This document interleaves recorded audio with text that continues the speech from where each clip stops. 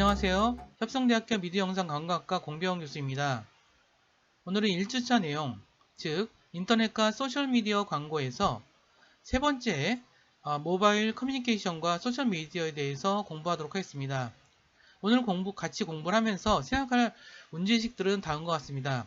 소셜미디어의 어떠한 특징이 소셜 크리에이터들을 출연시켰을까?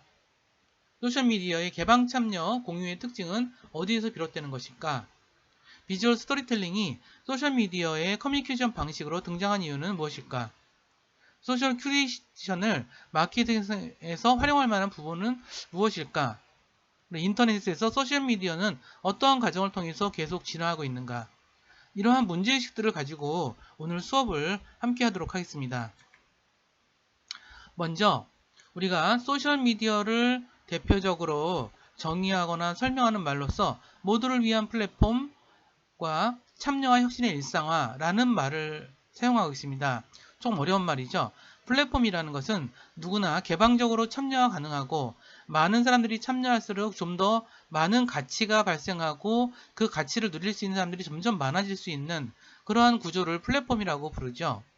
그런데 소셜미디어는 항상 더 많은 사람들이 참여하고 그곳에서 뭔가 아주 특별하고 새로운 것이 만들어내는 그런 혁신, 그래서 참여와 혁신이 일상화된 그런 공간이라고 표현하기도 합니다. 예를 들어서 페이스북의 소셜 라이브는 2016년 1월에 서비스를 시작했습니다.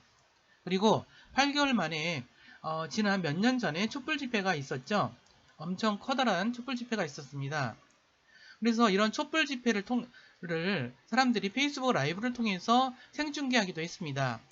이러한 페이스북 라이브 같은 방식들은 참여와 관심을 이끌기 위한 방식으로서 사실 운동 경기라든가 아니면 관광이라든가 여행, 이러한 다양한 분야에서 실시간 방송을 생중계를 하기 위한 그런 미디어로서 사용되고 있습니다.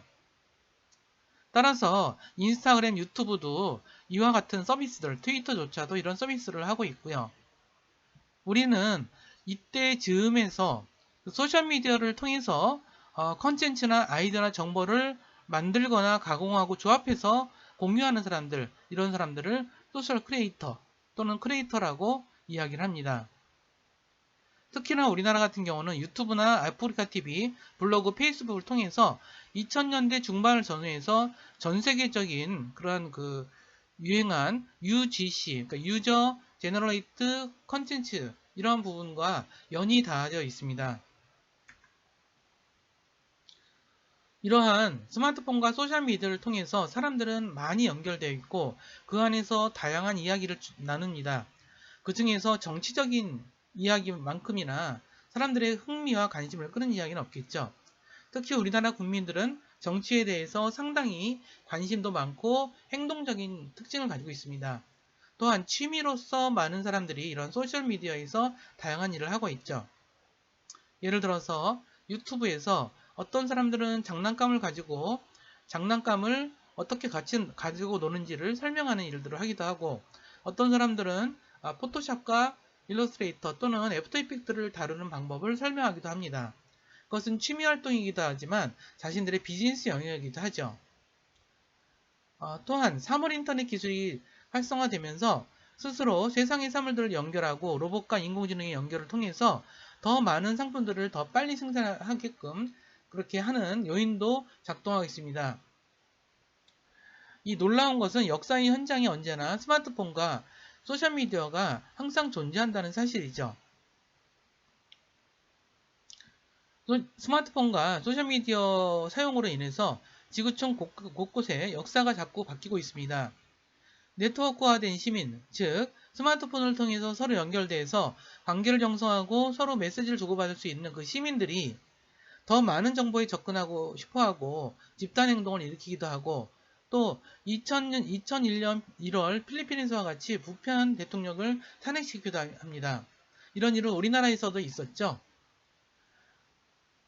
시민들은 스마트폰을 통해서 소셜미디어를 통해서 각각 사람들을 규합을 하고 그렇게 규합된 굉장히 많은 사람들이 거리에 나와서 어떤 정치적인 행동을 일으키기도 합니다. 그리고 그 결과를 또 페이스북을 통해서 공유함으로써 자신들의 주장과 의지, 그리고 자기네들이 바꾸려고 하는 현실의 문제점들에 대해서 널리 알리는 방식으로 소셜미디어가 사용되고 있습니다. 그래서 세계 곳곳에서 시민들이 이와 같은 방식으로 힘을 결집하여서 새로운 사회를 만들기도 하고, 또는 그것이 꺾여서 무너지기도 하지만 또 다른 변화들을 불러일으키고, 이런 것들을 반복하고 있다고 생각하시면 될 것 같습니다. 이러한 사용자들은 매우 창조적이기도 하고 스마트하다라고 하는 특징으로도 설명을 합니다. 예를 들어서 2010년대 초에 있었던 아랍의 봄, 즉 제스민 혁명과 같은 그런 사회적 변혁에서는 사용자들은 스마트폰과 페이스북을 통해서 사회 변화의 원동력 역할을 할 수 있음을 보여주었습니다. 이를 기반으로 해서 아랍의 봄이 점점 퍼져서 2010년 말에는 중동 지역과 북아프리카의 집권 세력의 부패, 빈부격차, 30%에 이르는 청년 실업으로 인한 젊은이들의 분노, 이런 것들이 반정부 민주화 시위로 발전하게 됐죠. 사실 이러한 일들은 아프리카 튀니지에서 어떤 청년이 노점상을 하고 있었는데 경찰이 과잉 단속을 하는 것에 대해서 항의해서 분신자 사건이 있었습니다. 이 사건을 소셜미디어를 통해서 보게 된 청년들은 시위에 바로 참여를 하게 됐고, 2010년 말에 튀니지 반정부 시위는 제스민 혁명으로 이루어져서 이집트, 리비아, 예멘에서 정권 교체가 이루어졌습니다. 스마트폰으로 무장한 창조적이고 집단적인 민중을 우리가 스마트 군중이라고도 표현하고 있습니다. 이들의 출현 후에 이들과 같은 스마트 군중은 사실 세계 곳곳에서 아니면 다양한 이슈를 통해서 등장하고 있습니다. 꼭 정치적 이슈뿐만 아니라 예를 들어 방탄소년단의 전세계 팬들로 구성된 아미 커뮤니티 같은 경우도 어떤 면에서는 이러한 스마트 군중의 전형적인 사례라고 볼 수가 있습니다. 우리가 모두를 위한 모두의 소셜미디어 플랫폼을 통해서 더 많은 참여와 혁신이 일상화되는 그렇다라고 설명하는 것은 이런 현상들 때문이라고 볼 수 있습니다. 그러면 소셜미디어에서 벌어지는 비주얼 스토리텔링과 소셜 큐레이션에 대해 설명드리도록 하겠습니다. 필립 그노닝의 카르투시오회 수사들의 일상적인 삶을 담은 위대한 침묵이 있습니다.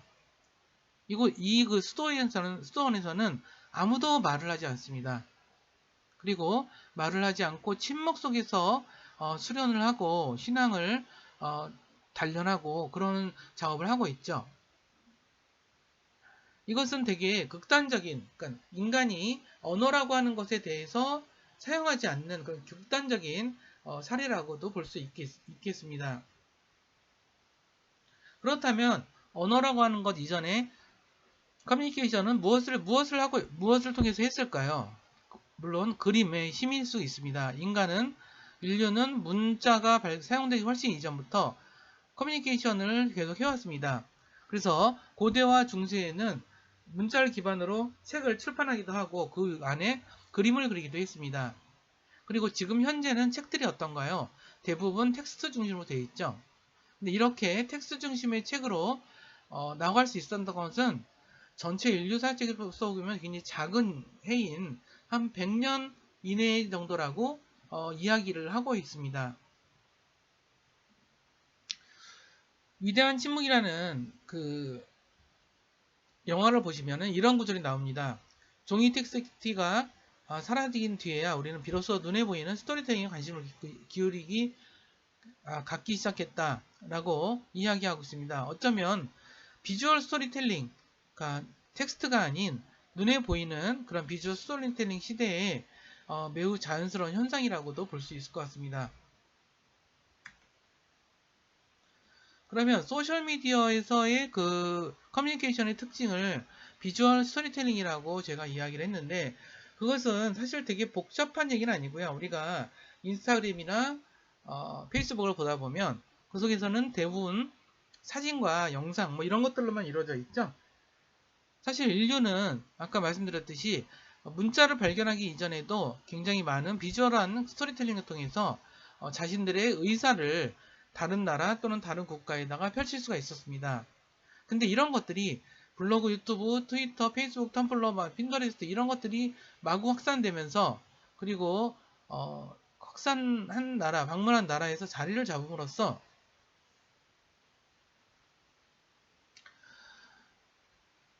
여기서 페이스북과 블로그 등의 소셜미디어들은 광범한 사용자들이 콘텐츠 생산자이자 콘텐츠 소비자로서 역할하는 시대를 탄생시켰습니다. 그럼으로써 우리는 이야기하는 동물인 호모 나렌스에 대한 이야기를 라는 이야기를 제가 수업 초반에 해드린 적이 있는 것 같습니다. 호모 사피엔스, 이성의 창조물로 보는 호모 사피엔스라는 표현보다도 이야기를 하는 사람이라는 호모 나렌스라는 표현이 요즘에서는 더 우리들한테 와닿는 것이 많을 것입니다. 디지털 인터넷 혁명으로부터 스마트폰과 소셜미디어로 이루어지는 기술혁명의 과정을 통해서 이야기하는 동물의 활동은 시간과 공간으로부터 해방시키고 그들의 관계 형성과 상호작용을 위해 교환하는 이야기의 빅뱅을 이루어졌다고 생각을 하면 될 것 같습니다. 우리가 페이스북을 보면 참 놀라죠. 사람들은 정말 끊임없이 수많은 종류의 이야기를 하고 공감을 바라고 또는 다른 사람의 이야기에 공감을 합니다.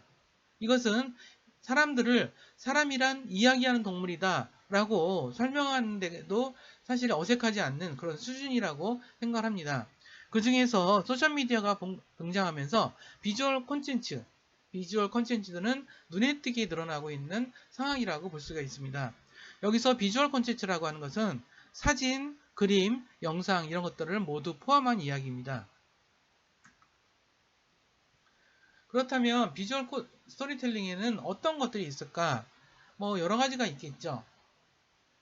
흔히 우리가 생각할 수 있는 건 도표가 있겠죠. 그렇죠? 차트도 있죠. 차트 같은 경우만 하더라도 숫자로 되어 있는 데이터를 비주얼한 차트 모양으로 바꿔주게 되면 우리가 숫자만으로 되어 있을 때는 발견하지 못했던 되게 다양한 의미를 볼 수 있게 됩니다. 물론 지도도 있겠고 다이어그램도 있겠고 실루엣 그 다음에 아이디오그램이라는 게 있고요. 픽토그램과 아이디오그램 좀 비슷합니다. 화장실 표시 이런 게 픽토그램이죠. 비상구 표시. 자, 그 다음에 기호 아이콘, 카드뉴스 뭐 이런 비주얼 콘텐츠들의 정말 세상이라고 볼 수 있는 것 같아요. 비주얼 콘텐츠는 그동안에 오랜 세월 그러니까 텍스트 중심의 독서를 해온 사람들 텍스트 중심의 그런 미디어를 갖고 했던 사람들이 보기에는 참 이해가 안 갈 수 있는 얘기인데 지금은 굉장히 이미지를 통해서 많은 것들을 소통하는 시대가 되었다고 볼 수 있을 것 같습니다. 그것은 어떤 면에서는 스마트폰, 태블릿 PC, 스마트 TV 이런 것들이 텍스트를 읽기에는 그닥 아주 편리한 도구는 아니라는 점에 있습니다. 그래서 이런 그 스마트폰과 태블릿 PC, 스마트 TV를 통해서 이러한 것들에 대한 새로운 디바이스에 대한 요구가 굉장히 커졌고 그리고 또 이를 통해서 또 비주얼 스토리텔링이 중요성이 점점 커지겠다는 뜻입니다. 그런 의미에서 요 그림을 잠깐 보도록 하겠습니다. 선생님이 비주얼 스토리텔링에 대해서 설명하려고 뭐 이렇게 해봤습니다. 자, 일단은 비주얼 스토리텔링이 되면서 우리는 그림을 통해서 자꾸 소통하려고 그러죠. 근데 이 비주얼 스토리텔링은 최근에 기술 발전에서 나왔다기보다는 굉장히 오래된 인류의 커뮤니케이션 방식이다라는 점을 좀 알 필요가 있는 것 같습니다. 그리고 비주얼 스토리텔링은 언어와 지역을 뛰어넘어서 보편성을 갖는데 그런 측면이 있죠. 우리가 아까 화장실 얘기도 했지만 화장실 표시는 우리나라 사람들이 아니어도 알 수가 있습니다. 긴 글로 설명하는 것보다도 더 효과적이라고 볼 수 있겠죠. 그리고 사람들은 어려서부터 색이나 모양의 패턴처럼 스토리를 이해합니다. 우리가 어떤 이야기를 만약 누구한테 옛날 이야기 들었다면 우리는 그 상상 속에서 어떤 이미지 패턴을 만들게 되죠. 뭐 그런 부분이라고 생각하시면 될 것 같아요.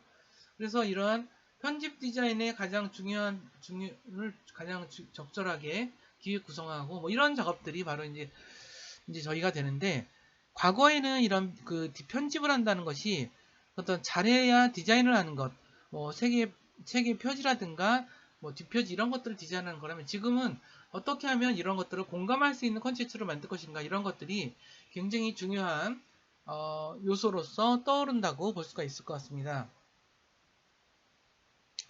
그럼 비주얼 콘텐츠의 종류는 뭐가 있을까요? 사진, 실루엣, 도표와 그래프. 자, 여기서 도표와 그래프는 되게 중요하게 생각하실 필요가 있는 것 같아요. 도표도 조차도 우리가 어떤 1과 0이라든가 이런 숫자에 대해서 알아볼 수 있게끔 정리해 둘 필요가 있거든요. 그래야만 외국에 있는 사람들하고도 논의를 하기도 하고 뭐 그런 면에서 우리가 좀 중요하게 생각해야 될 것 같습니다.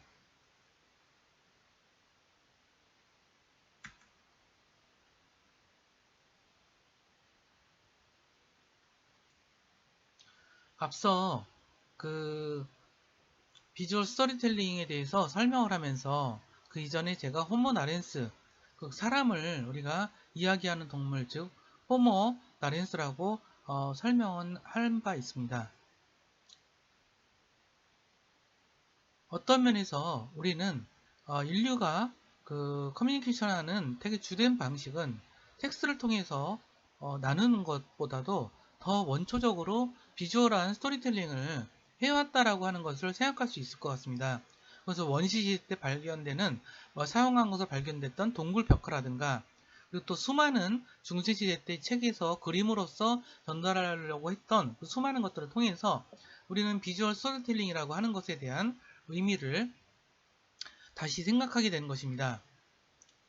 그렇기 때문에 이 비주얼 스토리텔링과 호모 나렌스의 특징이 만났을 때 어떤 일이 벌어질까라고 하는 점들을 생각해 볼 필요가 있습니다. 우리는 그 스마트폰과 소셜미디어를 통해서 인간이 가지고 있는 호모 나렌스적인 특징과 비주얼 스토리텔링의 특징 이런 것들이 결합된 것이 아닌가라는 생각을 해봅니다.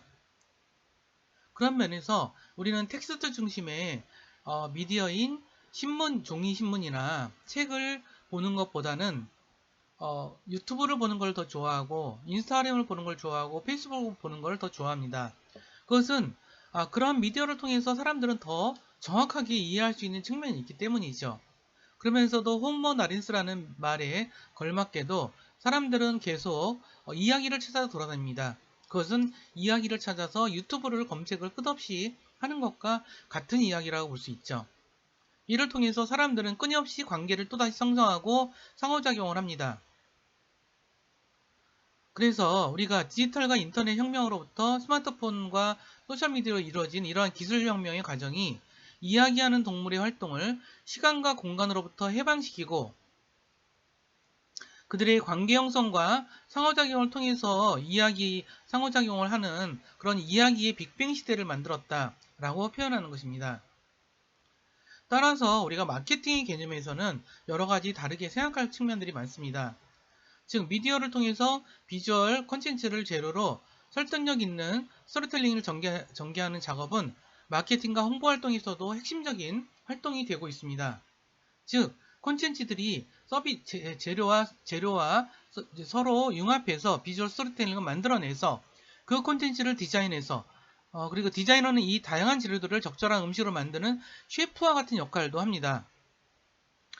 즉 그래서 사진 한 장이 천만의 말을 대신하는 그러한 광고 이미지를 만들어내고 그러는 것이죠.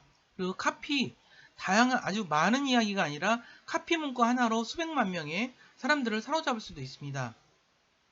그리고 스토리텔링에 걸맞게 재미와 감동이 있는 그러한 스토리텔링 광고가 각광을 받는 시대가 되는 것이라고 볼 수가 있겠죠. 그러면 큐레이션이라는 말에 대해서 다시 한번 설명을 하도록 하겠습니다. 지금은 소셜미디어에 우리가 끝없이 얘기하는 것을 또한 소셜 큐레이션이라고도 이야기를 하거든요. 이 이야기는 개방과 참여와 공유를 주된 원리로 하고 있는 소셜미디어 환경에서 편집 디자인의 개념이 소셜 큐레이션으로 변화하기 시작했다는 것도 의미하는 것입니다. 원래 큐레이션이라는 말은 미술관이나 박물관 등에서 전시되어 있는 작품을 기획하거나 설명해주는 활동을 하는 사람들을 큐레이터라고 부르거든요. 그래서 미술 작품이나 예술 작품을 수집하고 보존하고 전시하는 작업, 이런 활동들을 큐레이션 작업이라고 우리가 많이들 이야기하고 있었습니다. 하지만 소셜 큐레이션이라고 하는 것은 우리가 소셜미디어를 통해서 어떠한 주제를 얘기를 하고 어떠한 콘텐츠를 얘기하고 어떠한 작품을 얘기하고 이러한 일들이 일상화되면서 우리가 사람들은 그렇게 공유되고 개발된 콘텐츠를 통해서 사람들은 이걸 이해를 하고 참여할 수 있는 방식을 전달하는 이제 그런 의미의 소셜 큐레이션 작업이 지속된다는 것이죠. 근데 여기서 또 하나 우리가 주의할 것은 이 소셜 큐레이션이 우리가 큐레이터처럼 말로써 하는 것이 아니라 비주얼한 콘텐츠를 통해서 비주얼한 스토리텔링을 만들어서 커뮤니케이션을 한다는 뜻이죠. 그리고 이러한 비주얼 스토리텔링을 하는 것은 그렇게 해야만 스마트폰과 소셜미디어를 사용하는 사람들이 그 콘텐츠에서 전달하려는 내용을 공감할 수 있고 그걸 또다시 공유할 수 있고 이런 행위를 반복할 수 있다는 뜻입니다. 그런 면에서 많은 사람들이 이와 같은 이야기를 했습니다. 비주얼 콘텐츠가 왕이다. 또는 콘텐츠가 왕이다. 이런 말을 하기 시작을 했습니다. 그것은 우리가 페이스북이나 인스타그램만 봐도 알죠. 우리가 콘텐츠가 왕입니다. 아무 글자나 써놓는다고 해서 사람들이 읽고 좋아요를 누르지 않죠. 사람들은 그 콘텐츠에 대해서 진정 공감을 하고 흥미를 느끼고 재미를 느껴야만 좋아요를 누르고 사람들이 그 사람을 중심으로 사람들이 모여드는 것이죠. 워낙 인터넷이 처음 확산됐을 때 콘텐츠는 왕이라는 말이 많이 이야기됐습니다. 여러 사람을 통해서 이야기됐는데 그 중에 한 사람이 빌 게이츠였죠. 콘텐츠가 왕이다.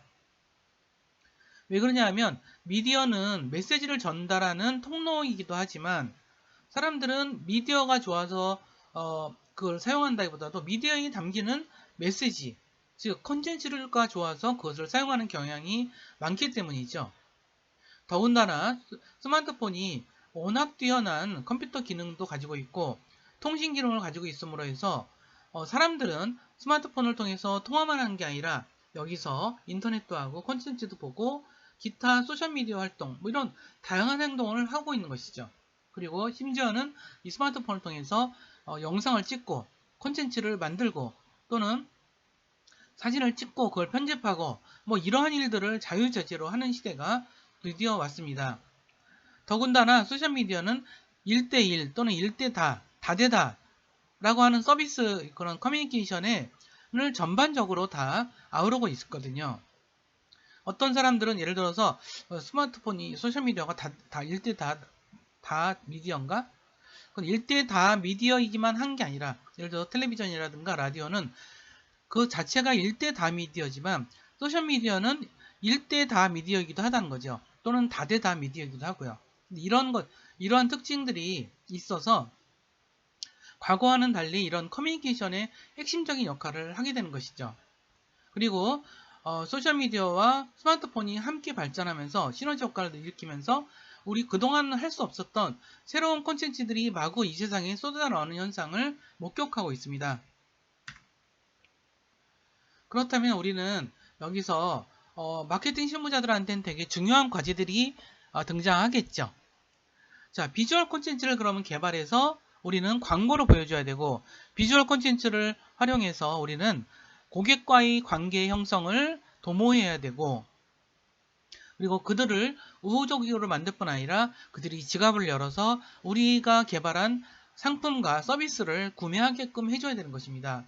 그러기 위한 되게 진한하고 창조적인 그런 작업이 사실 그 비주얼 스토리텔링을 또는 비주얼 콘텐츠를 만드는 작업이기도 하다는 것이죠. 이렇게 해서 잘 만들어진 콘텐츠는 사실 페이스북을 통해서든 유튜브를 통해서든 어마어마한 조회수와 친구를 신청할 수 있게 하고 그러는 것이죠. 그래서 마케팅 실무자들한테 이런 소셜 큐레이팅 또는 비주얼 스토리텔링이라는 것은 굉장히 중요한 효과가 있고 그야말로 참여한 사람들이 더 큰 가치를 끊임없이 만들어내는 네트워크 효과 이런 것들을 만드는 결정적인 요인을 하고 있다는 것이죠. 그래서 이것들을 그 전체적으로 아우르는 것이 일종의 플랫폼, 즉 페이스북과 같은 플랫폼, 유튜브 같은 플랫폼이 이러한 역할을 한다고 생각하시면 될 것 같습니다.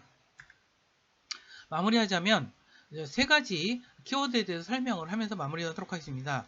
소셜 크리에이터는 소셜 라이브의 개막과 더불어 시작됐지만 근본적으로 소셜미디어를 통해서 자신의 콘텐츠를 창작 또는 편집하고 이것을 공유해서 많은 사람으로부터 공감과 동의를 이끌어내거나 그들과 함께하는 그런 사람들을 소셜 크리에이터라고 부를 수 있습니다.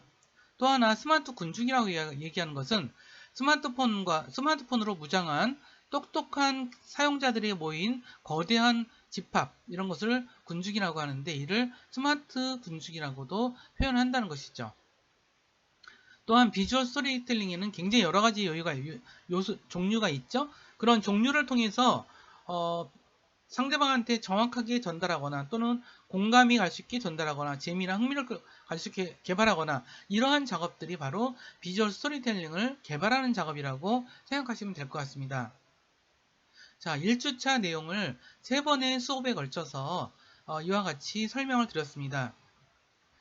우리가 영상 강의로 이번 학기를 시작을 했지만 조속히 이런 코로나 사태가 마무리돼서 여러분들과 직접 만나서 더 재미있게 공부할 수 있는 기회가 오기를 바라면서 1주차 3번째 수업을 여기서 마치도록 하겠습니다. 감사합니다.